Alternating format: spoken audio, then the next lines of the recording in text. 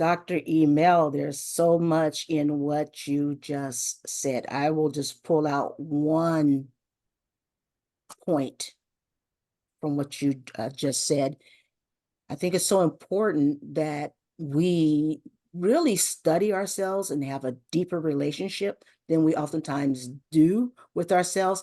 Now, that is not how we're taught growing up. We're often really shaped to look after others and to think externally, but there is so much power in understanding who you are and to be prepared.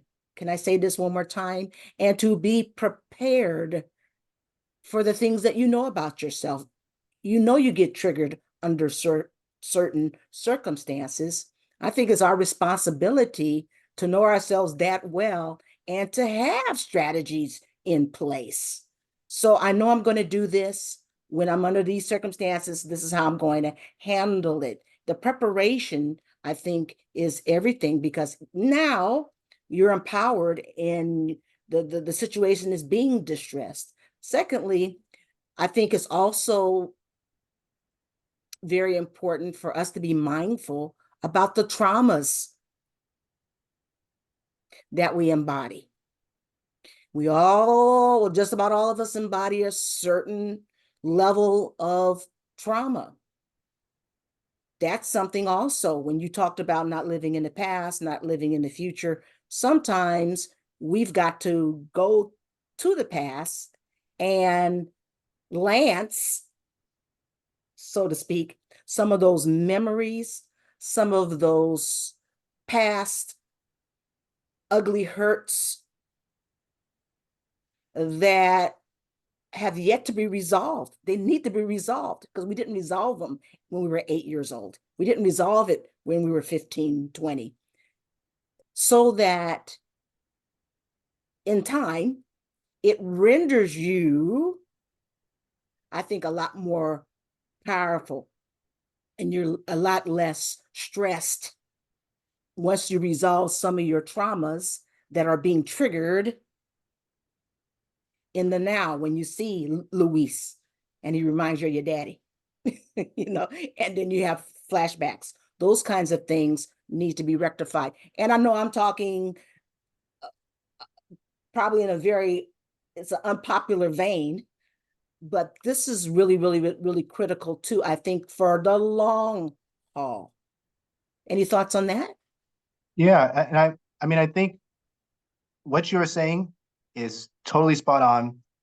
The only thing I would add to that is I think that part of the key to that is doing so with a professional, right? Absolutely. That, that Absolutely.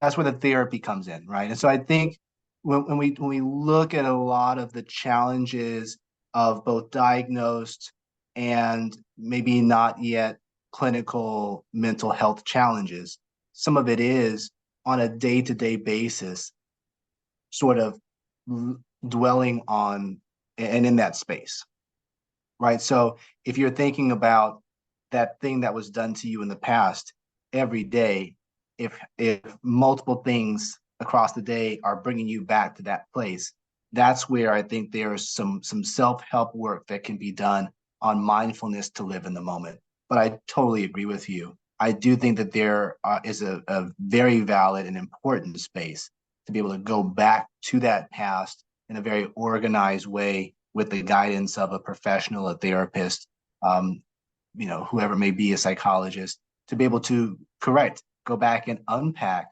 those things and those triggers that you have, trying to figure out, why are they triggers? Why does this keep triggering me? Why is this getting me out of that window of tolerance so quickly to the point where I'm almost rendered helpless because it happened so fast?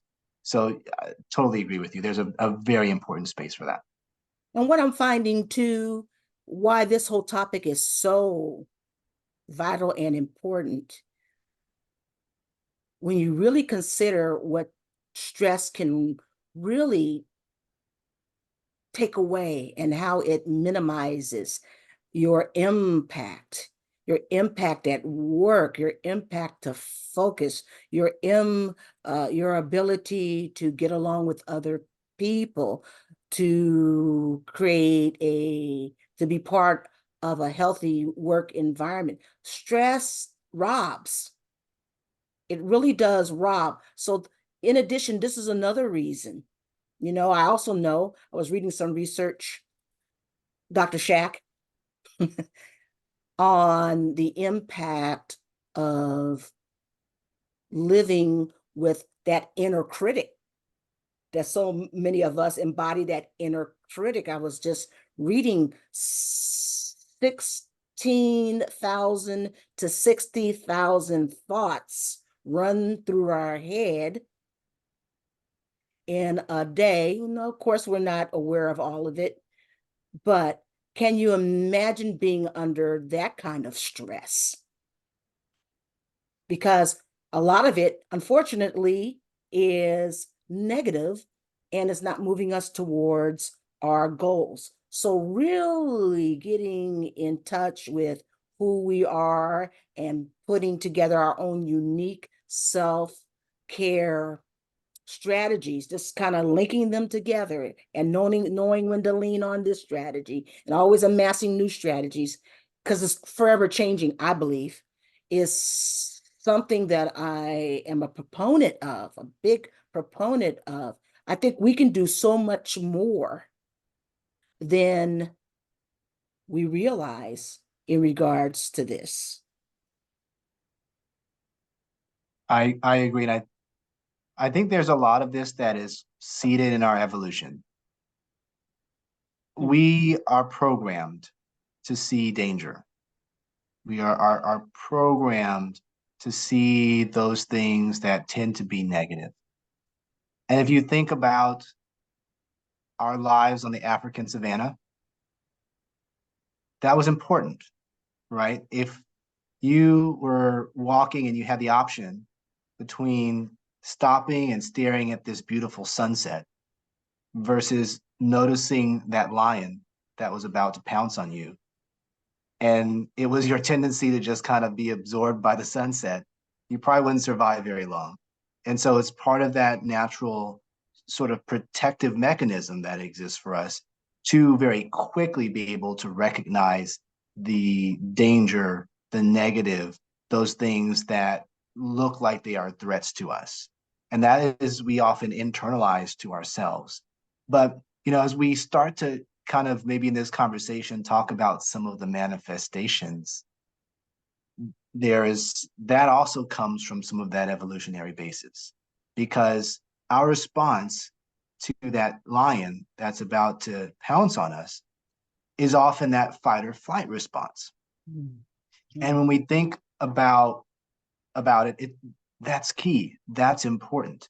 That's when you get that cortisol stress hormone. That's when you get the adrenaline really pumping through your system, making your heart beat even harder, priming your muscles even to the point of tremor, diverting blood flow away from the gut. It's the opposite of rest and digest, right? And so for that moment when you're about to try to save your life from that lion, yeah, that's hugely important. It is a survival mechanism. Wow. Problem the problem is that some people are living like that all day long in response to deadlines and emails and texts and meetings. And so the meeting has the same response, the same biological response that a lion would have had on the African savannah for some people. And because of that, it's okay if your heart's gonna race for 20 minutes, 30 minutes to get away from that lion. But if you're living hours and hours and hours every day with your heart racing, your muscles primed, blood flow moving away from your gut with adrenaline and cortisol stress hormones circulating through your body, that takes a toll. Mm. Well said. That is a powerful, powerful observation and true. I have a question.